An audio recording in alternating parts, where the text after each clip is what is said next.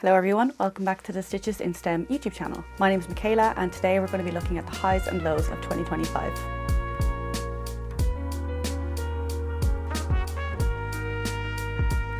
I made a video like this last year looking back at 2024 and I really enjoyed it, and it was really nice to reflect on the kind of standout projects of the year. I didn't have a lot of fails in 2024. I don't think I talked about any in the video. So it was overall quite a positive year, and when I was thinking back on 2025, I didn't really think I had anything to talk about in general. Nothing really sprung to mind in terms of overwhelming highs or overwhelming lows. So I didn't think I was going to make this video, but I was watching other creators talk about their highs and lows of the year, and I decided to look at my Ravelry page and I realised I had a lot of projects that are worth talking about. I have a lot of positive projects to talk about, things that really challenged me and pushed the limits of kind of my creativity and really made me think about my knitting in more technical terms than I ever have before. And I also had a couple of fails. I don't like to call them fails, but I don't really know what else to call them. They're projects that didn't work out or that I didn't wear for whatever reasons. So I actually do have quite a bit to talk about. In this video, I don't really want to talk about my favourite yarns or favourite patterns. I definitely have a few from the year. Really what this video is about is talking about projects that I had overwhelmingly positive or negative experiences with as a whole, what the project really meant to me or how I felt about it. So that's what we're going to talk about in this video. All the Ravelry pages for the projects that I talk about will be linked in the description box, and I'll also try and link the relevant podcast episodes up in the corner here. So most of the projects obviously spanned more than one podcast episode where I talked about it as a whip in a few episodes and then as a finished object. I will just link the episode where I talk about it as a finished object if you are interested in seeing my final thoughts at the time of making the project. I'm going to go in chronological order, so this is in the order that I finished the projects, and some of these I did start in 2024 but I finished in early 2025. I'm wearing my Ingred sweater, which is a pattern by Petite Knit, and I will feature it in today's video, but if we're going in chronological order, there's another project that I need to talk about first, and that is my Renunculus by Midori Hirose. And unfortunately, my first finished object of 2025 was also a bit of a fail. This project is a perfect example of when a gauge swatch doesn't accurately reflect what's going to happen to the final garment. I use Suic Whisper Lace, which is a wool and silk blend, I believe. It's about 55 to 45 or 60-40 wool to silk. And it is a lace weight yarn, but I held it double for this project. My gauge swatch worked up really nicely. I was really happy with the fabric. I thought the drape was lovely. I really liked the open gauge. That was a specific characteristic that I was going for with this project. And so I felt pretty confident in getting started with the project. There are two necklines provided with the pattern. There's a larger neckline and a smaller neckline. I initially cast on the smaller neckline, but it was actually too tight. I couldn't get it over my head. So I undid it and I knit the larger neckline, but I went down a needle size to kind of try and hit a sweet spot between the small and the large. This was also a stash busting project. It wasn't something that I was like dying to have in my wardrobe. I just wanted to get this yarn out of my stash. And I had always told myself that if it didn't turn out well, that I would just gift it or donate it. I do like the pattern, but it wasn't something that I was just adamant on having in my wardrobe. So I decided to just knit it up and see how it went. And I was very happy with the pre-blocked measurements, but after blocking, it grew exponentially in length. It got so long, I was shocked. I just couldn't believe how much it grew. And this is what I meant when I said my swatch wasn't accurate, because my swatch didn't actually grow that much. I did wash it, of course, I blocked it, but it didn't grow that much. So I do think it's just to do with the amount of yarn in the project just weighing the whole thing down. I do try to account for this kind of growth when I'm knitting garments. I do try to factor in the weight of the yarn and the fact that the garment will probably grow, if not when I'm blocking, then at least when I'm wearing it over and over again. So I always try and knit the length of a garment to maybe 1 to 2 centimeters less than what I actually want. But this grew more than 2 centimeters. It grew by, I actually didn't measure it, but it grew by a lot. Like the body was like down past my hips and the sleeves were down past my fingertips. They were so long. As well as the sleeves and the body being too long, which is admittedly fixable enough. You can just undo it and make them shorter. The neckline had also grown quite a lot and it was too wide to the point where I just didn't like it, and it made me think that I should have stuck with the smaller neckline in the first place. And on top of that, because of all the vertical stretch, it kind of shrank horizontally. So what was supposed to be this relaxed, oversized, loose, airy top turned into a very fitted top. It had like little to no positive ease. I told myself that I would fix this over the Christmas break, but I just didn't get around to it, so it's still sitting in a bag waiting to be fixed. My plan to fix it is to first address the neckline, because if I can fix the neckline and make it a little bit tighter, I feel like that will pull everything up. So I don't want to shorten the sleeves or the body just yet until I see what effect fixing the neckline has on them. And if the sleeves and the body are still too long, then I'll undo them and shorten them a bit. Ultimately, I'm probably going to give this one away because for me to wear it, I would want it to be that oversized, relaxed fit, and it's just not. I think someone out there will enjoy it and will get some wear out of it. That person is not me, so I think it's better to just gift it or donate it. But I do want to fix those things first, because I think the sleeves being too long is not something that most people would enjoy. I know there are things to do with it that are subjective, like the fit, for example. I don't like the fit, but someone else will. But the sleeves being too long is kind of an issue for most people. There are probably some people who wouldn't mind it, but to get the maximum enjoyment out of it, I think it's better that I make the sleeves and the body the correct length and that I fix the neckline. So that's my Renunculus. It's kind of in a bit of a limbo at the moment. I do hope to fix it this year. But yeah, didn't start 2025 off on a strong note.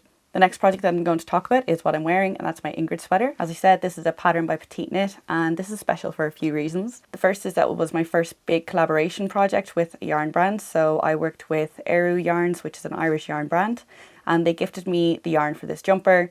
But I did hold it double with Gepard Kidsetta in the colour light sea green, and that yarn I purchased myself. The Eru yarn is in the colour Sea Song. It's this lovely mint green colour. And I also associate this jumper with being in Disneyland Paris for my 30th birthday in January. That was one of the best trips of my entire life. Like, I still think about that trip and smile just because I was so happy, and it was just, yeah, it was amazing. And I associate this jumper with being there because my finished object photos of this jumper are like in front of the Disneyland castle, and yeah, very special memories associated with this jumper. This jumper came at a time when I had a lot of mentally demanding projects on my needles. I had just finished my Rivendell cardigan. Although this jumper is not stockinette, so it's not like mindless as some people would think of it, it was mindless to me in the sense that I didn't need to question anything. I just followed the pattern, did what I was told, didn't question anything, and I got this lovely jumper out of it. The only modification I made was with the collar. I believe I ended up decreasing before starting the ribbing because my collar was turning out too loose. I did want the kind of high neck, the turtleneck, is that what it's called? Turtleneck collar that one of the samples has, but mine turned into more of a mock neck, which I'm still happy with. I do like it. I just didn't want the crew neck. I do get a lot of wear out of this jumper. It was definitely a success. It's not my warmest jumper, which kind of surprises me because it is a rustic wool held with a mohair, so I thought it would be like a really, really warm jumper, and it is very warm, but it is kind of at it's not a looser gauge. It's a little bit, it's not as dense, I guess, as the pattern is supposed to be, because the pattern is written for a DK weight yarn held with a lace weight, whereas this is a sport weight held with a lace weight. So although I did get gauge, it's not as dense as the pattern intends it to be, but I'm still really happy with it.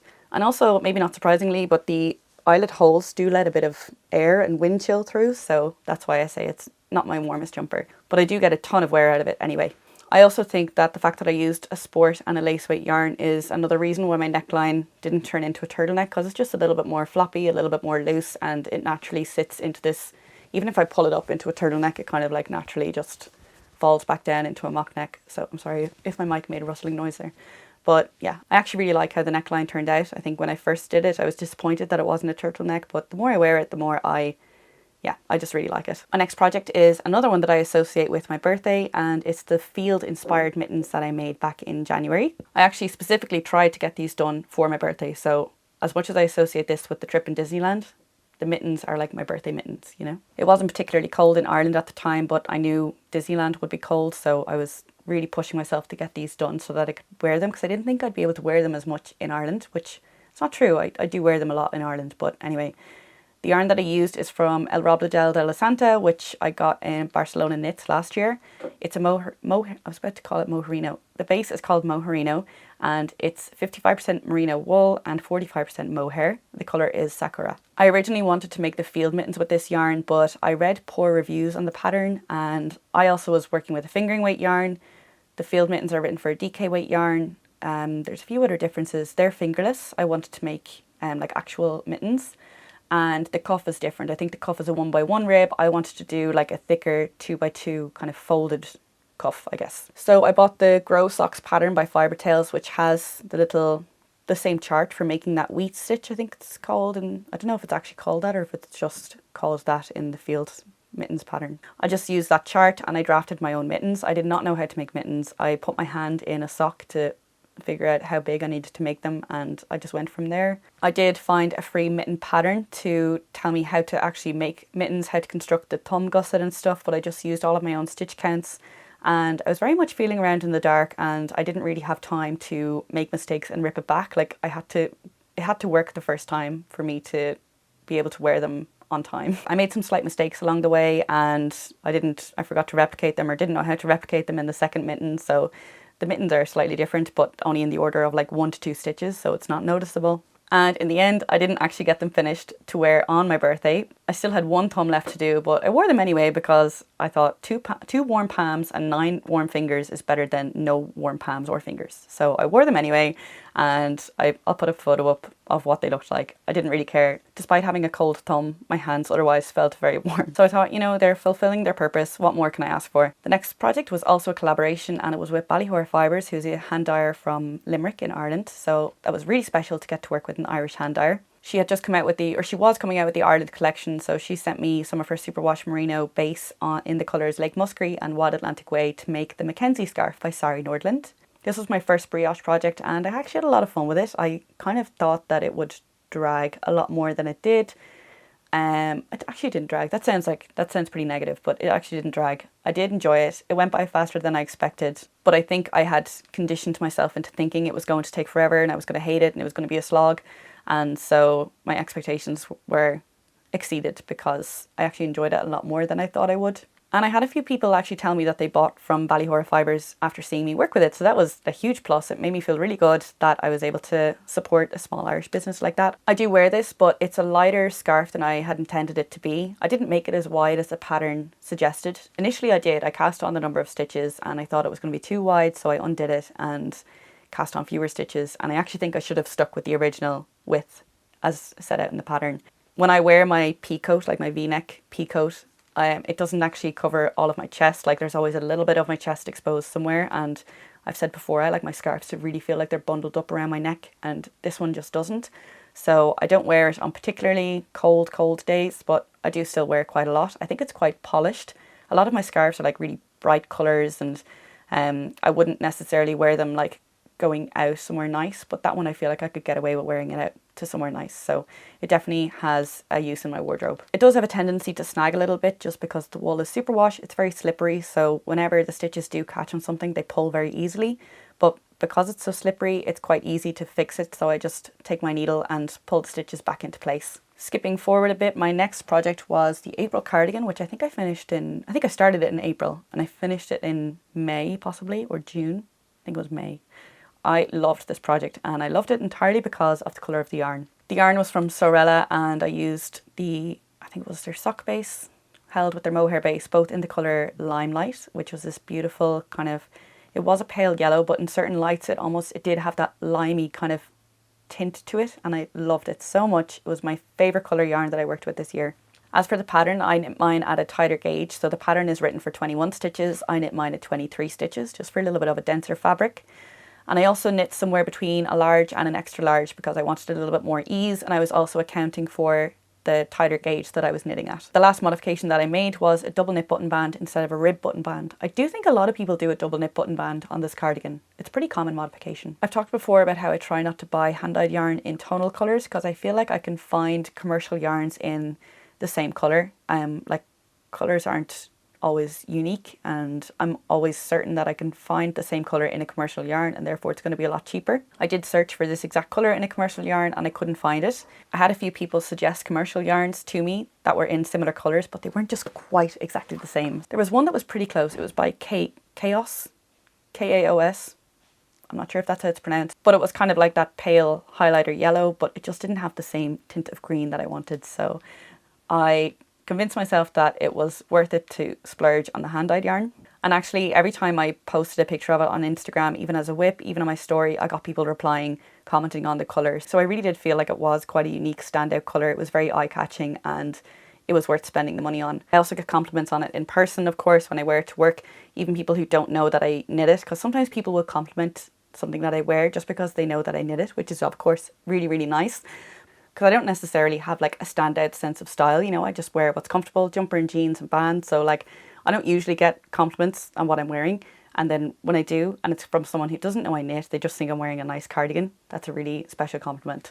I wore this cardigan a lot once I had finished it because we were coming into summertime. I know we don't associate summertime with a wool and mohair cardigan, but my office always has the aircon on, so it's quite cold, and I was really grateful to get to wear this a few times. I don't usually limit my clothes to seasons based on the colour, but this colour is so strongly spring and summer coded to me that it felt weird to wear it in the autumn and winter, so I haven't worn it since the summer, but I am looking forward to getting it out again in the next few months. My next project was probably my most significant one of the year, possibly one of the most significant, and that was my pressed skull socks. This pattern is a modified version of the pressed flower socks by Amy Christoffers, and the yarn that I used is Retrosaria Rose Pomar Mondim in the colours black and off-white. I made these socks for my boyfriend. I was wearing my pressed flower socks one day and he really liked the look of them, and then I was like, you know, they're flowers, and he was like, that's fine, I still like them. And I was like, would you prefer if they were skulls? And he said, yes, I would actually. So I decided then that I was going to try and modify the pressed flower socks to be skulls, and it was a lot of work. I had a lot of people commenting on my videos telling me, you know, there are skull patterns already on Ravelry.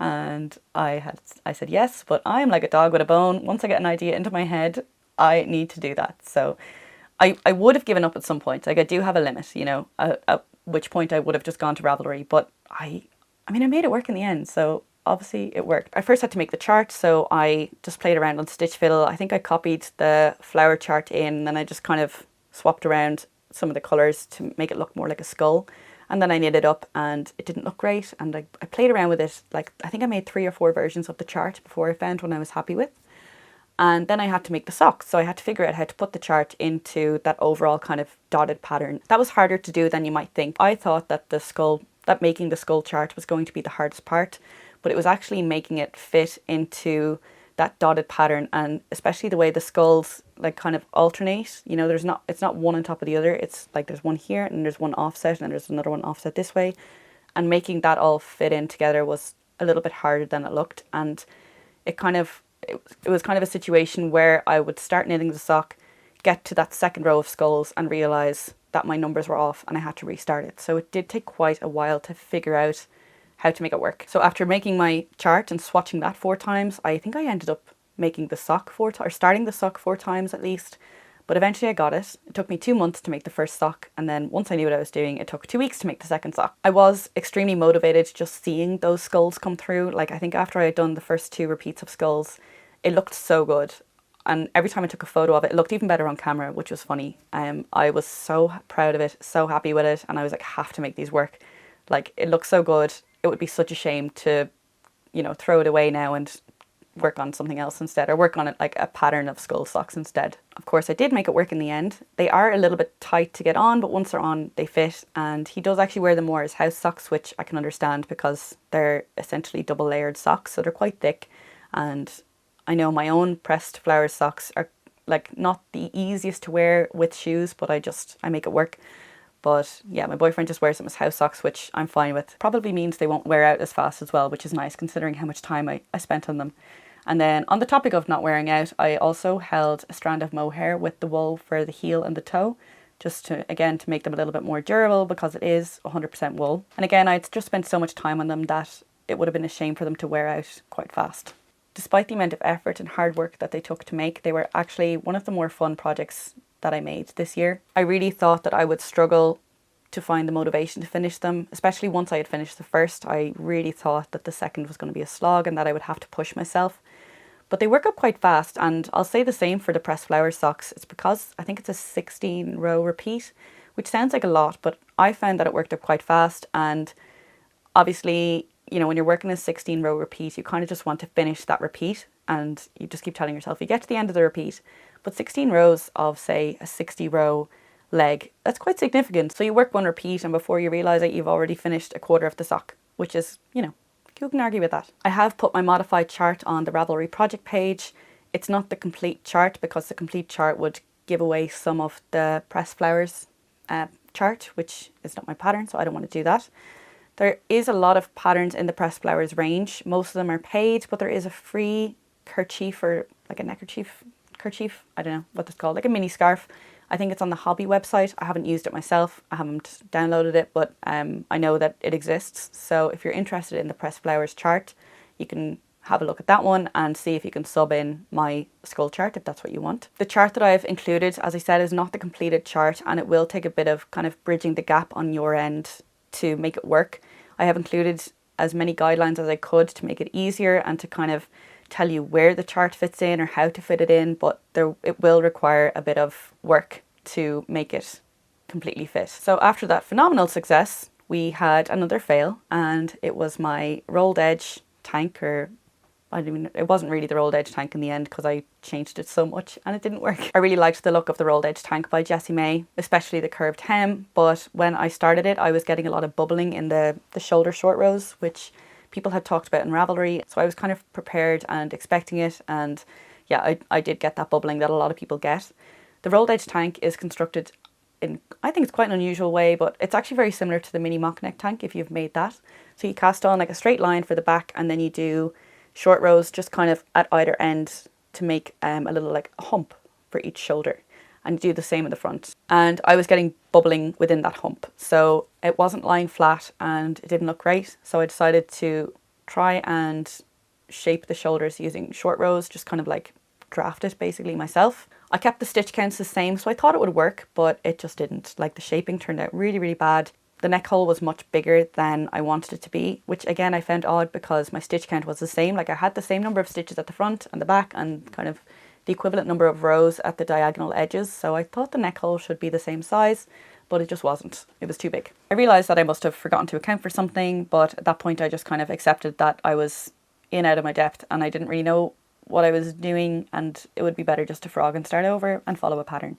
I haven't actually frogged it yet, but that is on the agenda. And this time I think I'm going to follow the cloud top pattern by Petite Knit because I believe it does have that short row shaping in the shoulder, and I'll just use the technique for the curved hem from the rolled edge tank. The armhole is also too deep, but I think I followed the pattern for that, so I don't know if that's a me problem. And I also do think my gauge was correct, or if it was off, it was only off by 1 or 2 rows. And it shouldn't account for how deep the armhole actually was. For the armhole, when you do the rolled edge, you pick up stitches around the armhole. So I tried picking up very few stitches. I picked up 7 stitches in every 12 rows, so nearly a 1 and 2 rate, and it's still too deep. So when I redo it, I should definitely think about making the armhole a little bit smaller. Finally, I'm not sure that the yarn was the best choice. So the yarn that I used was Kaleido from La Droguerie, which is a French yarn shop, and it's 92% bamboo and 8% linen. It's a lovely yarn, but it's very, very drapey, and I don't think it's the best for getting those rolled edge structures on the neckline and the armholes. The armholes I think turned out okay, but the neckline I couldn't get it to work. It was either folding over too much at the front and getting a nice amount of roll at the sides, or else getting a nice roll at the front but being too tight at the sides and not rolling at all. So I'm inclined to think that the yarn is just too drapey, but I don't know if it's just something that's inherent to these kind of rolled finishes that we saw a lot of last year actually. But yeah, I'm going to try and restart it using the cloud top pattern. I'll use the same yarn, and if I get the same issue again, I'll frog it again and use the yarn for something else. So yeah, might have to go through a few iterations to get this yarn out of my stash, but it is a really nice yarn and I want to wear it. I want to be able to have it in my wardrobe. It's a lovely colour. So yeah, I'm going to make it work. I don't know when, because that top is also in the same bag as my Renunculus. Both of those are in their own separate bag of projects that I was supposed to address over Christmas but didn't. We'll get to it eventually.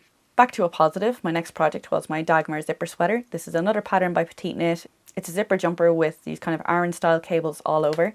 There's also the Dagmar sweater and the Dagmar jacket, but I made the Dagmar zipper sweater. This felt like a special project for 2 reasons. Number one, the yarn was a present from my friends for my 30th birthday, so that was a really special present from them. And number two, it was a buddy knit with Ode from Baubles and Berries. So we both started knitting this at the same time, and we were kind of in sync the whole time. Like, we weren't really, I wasn't telling her exactly what my plans were, but we both happened to like start the sleeve at the same time after, you know, reaching a certain point on the body and that kind of thing. So it was really nice to be in sync the whole way through. And we finished very closely together as well. I think we were only a couple weeks apart in finishing, but she finished first and that motivated me to get mine done as well. I get more wear out of this than I expected. I thought it would be too warm, especially because, as I said, we don't get very cold winters in Ireland. It's quite mild here. And I really thought that it would be too warm to wear, but it's not the case at all. It's actually a really, really nice temperature when I wear it. The yarn is very rustic. I'm not sensitive to wool, so I don't find it scratchy, but if you are sensitive to wool, it's not for you. Like, it probably will be scratchy. I love this pattern. It's very eye-catching. I always get compliments on it, again, even from people who don't know I knit. It's just that it's an eye-catching and distinctive pattern. And yeah, I really love it. It was also my first time sewing a zip into something, so a very minor kind of milestone, but it was nice to be able to say that I did that. A lot of people actually complimented the zip and kind of felt misplaced because it turned out a lot easier than I thought it would be. So if you're worried about sewing a zip into your knitting, let me tell you, it's not that bad. My next project is my Through Lines shawl by Andrea Mary. This was a special project to me for two reasons. Number one, it was part of a knit along with my knitting group. We did a knit along based on a painting called Autumn in St Stephen's Green, Dublin City Centre by Conor Maguire. I feel like I only talked about this recently on the podcast, so if you're new here, I'll just recap very briefly because I don't want to repeat myself too much. But we did a knit along based on a painting so that people wouldn't be limited to one particular colour or one particular pattern. I'll put a collage up here of all of our finished projects, but it was really, really successful. Everyone had a great time doing it and everyone participated until the end. You know, sometimes you do a knit along and the group chat can kind of die down after a while, but people were really active in the group chat until the very end. And there was no prizes. We didn't have any rules about, you know, like whips could be included and you didn't have to finish a project before the end. It was just to share projects that were all following a similar colour scheme. So we got really good feedback on the knit along. People wanted to do it again. There was talk about doing another one for Christmas, but it just didn't come to fruition on time. But I definitely want to do another knit along based on a painting in the future. And I would hope to open it up to viewers of my channel as well, if that's something that people are interested in. I have mentioned that before and I got a lot of people saying that they would want to take part in that, so I think we will do it at some point. The second reason that this was special is because I made this using yarn that I got in New Zealand, so I got a lot of yarn in New Zealand, but this was one of the projects that I made with my New Zealand yarn. The blue yarn is by Happy Go Knitty and it's their Marley base in the colour Emerald Lake, and the colour changing yarn is Spin Cycle dyed in the wool in the colour Miss Rumphius, which was an exclusive colourway to Lupine Wool Co, which is a shop in Auckland. So a very special colourway, a very special project. I haven't had much opportunity to wear this since I only finished it in, I think it was the end of October, but I have worn it a few times. I will wear it some more and yeah, I love it. The last project from 2025 that I'm going to talk about is my holly sweater, which I only recently finished, and I definitely won't repeat myself too much on this because I only talked about it in my last podcast episode. But this is a pattern by Pernille Larsen, and once again I used yarn from New Zealand in this project, so it's special for that reason, and also for the fact that I put a lot of work into making it work for me because I couldn't get gauge and I had to make up my own stitch count to get a size that I felt comfortable wearing. For me, this was an example of kind of crunching the numbers, hoping for the best, and actually having it work out when it could have very easily gone the other way and, you know, it could have not fit me at all. Like, I was really, really lucky that it actually did work out, considering how much I kind of Frankensteined it together. So I'm very happy with this. I wore it loads over Christmas. It's now packed away in a Ziploc bag until next year. Can't wait to wear it again. My next finished object is actually one that I finished in 2024. I'm including it at the end of this video because I obviously didn't finish it in 2025. It doesn't fit anywhere in those patterns that I just talked about.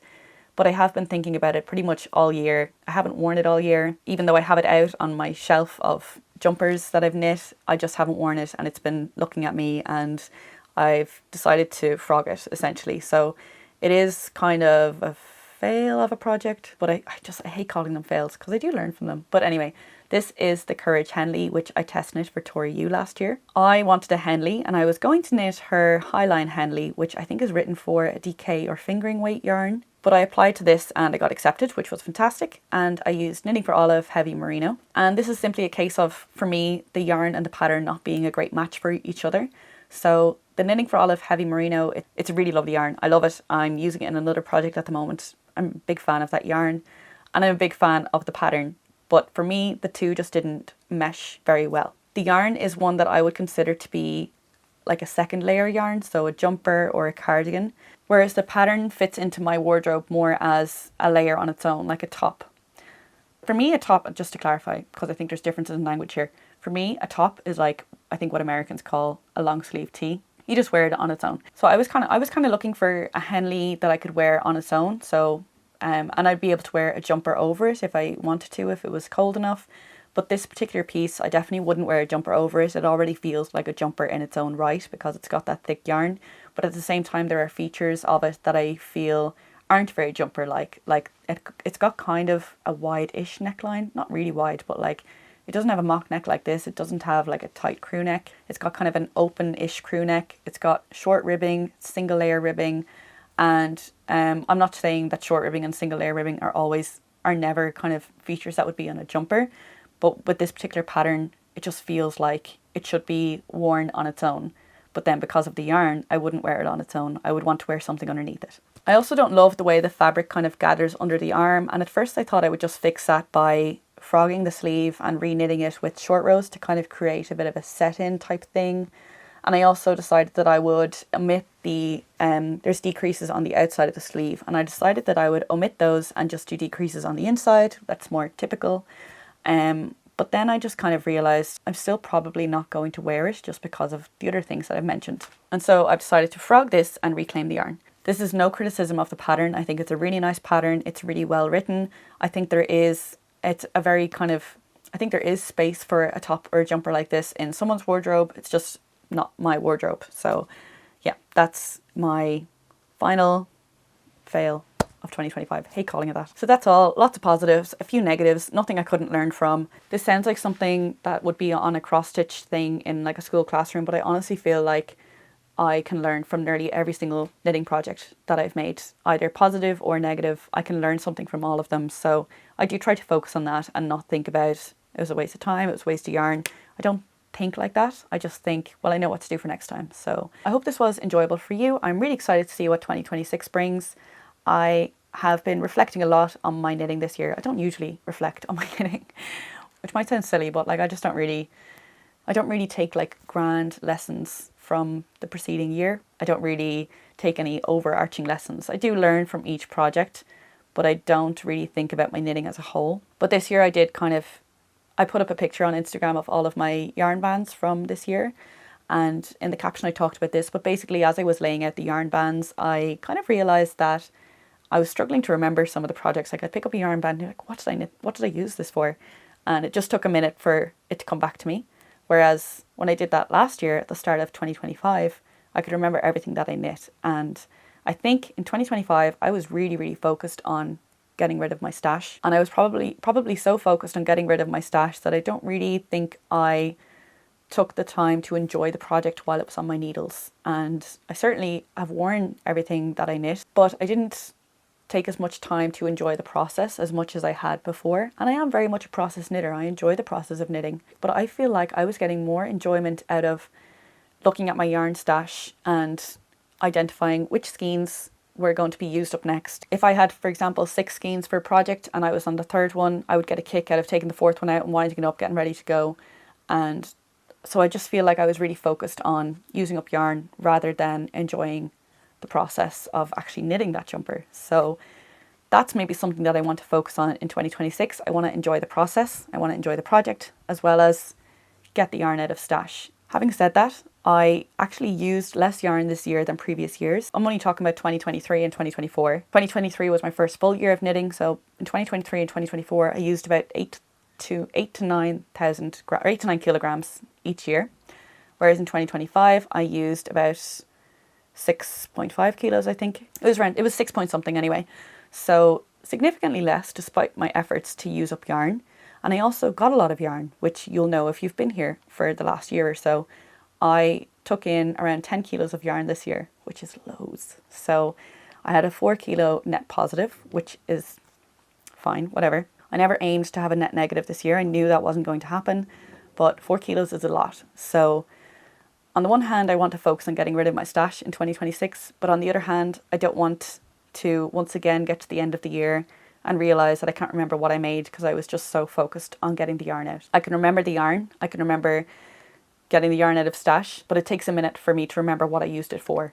So that's something that I'm thinking about for 2026 and we'll see how that goes. So that's everything for today. I hope you enjoyed this video. Thank you so much for sticking to the end. I'd love to hear if you had any highlights or lowlights of 2025 in terms of your knitting. Lowlights is a better word than fail, I think, actually. Maybe we'll stick with lowlights. Yeah. Any highlights or lowlights from 2025 that you would like to share, I'd love to hear them. I think it's really good to learn from these projects and apply any lessons learned to the future, and your knitting will only ever get better. So keep that in mind. I will have a podcast episode very soon. I've got a few things to talk about. So until then, happy knitting. Bye.